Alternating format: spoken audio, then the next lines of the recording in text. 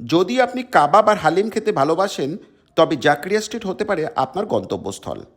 এক পড়ন্ত বিকেলবেলায় সমগ্র রাস্তা জুড়ে ছড়িয়ে পড়েছে খাবারের সুবাস। ঠিক সেই মুহূর্তে সদ্য আগুনে ঝলসানো কাবাবের লোভনীয় উষ্ণতাকে উপেক্ষা করা মোটেও সহজ কাজ নয়। এই স্থানে যে কোনো সম্প্রদায়ের মানুষই তার পছন্দ অনুসারে উপভোগ করতে পারেন তার প্রিয় খাবারটি। এমনকি সম্পূর্ণ নিরামিষাশীরাও নিজের ইচ্ছামতো খাবার খেতে পারেন। জাকারিয়া স্ট্রিট, কলকাতা। সারা বছর ব্যাপী এই স্থানে খাবার পাওয়া গেলেও রমজান মাসে এখানে আলাদা একটা ভিড় জমে। অনেক দোকান এই সময়ে বিশেষ রকমের খাবার তৈরি করে, তাই এই সময়ে খাবারের বৈচিত্র্য অনেক গুণ বেড়ে যায়।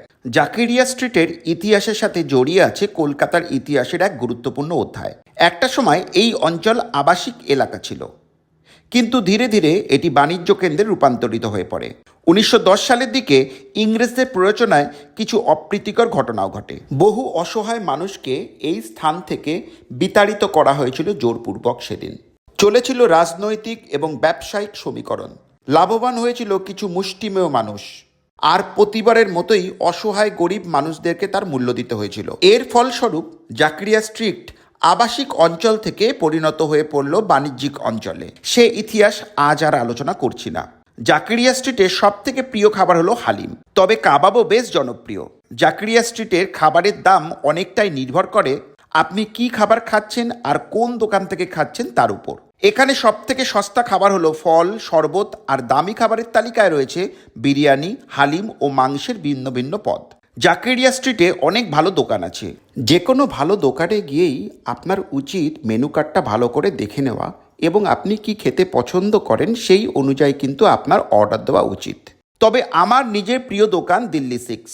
জানেন কি, আজ থেকে বহু বছর পূর্বে কেন জাকারিয়া স্ট্রিটের নাম জাকারিয়া স্ট্রিট হলো?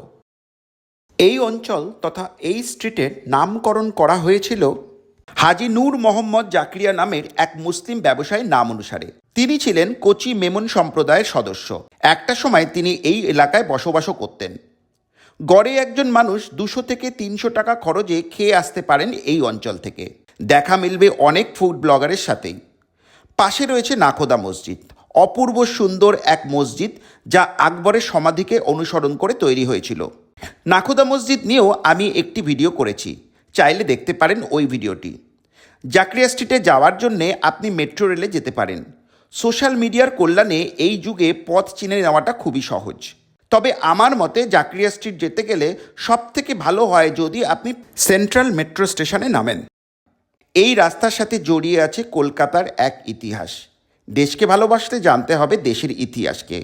দেশ ও নিজের এলাকার প্রকৃত ইতিহাস জানতে আমার প্রোফাইলের সঙ্গে যুক্ত থাকুন।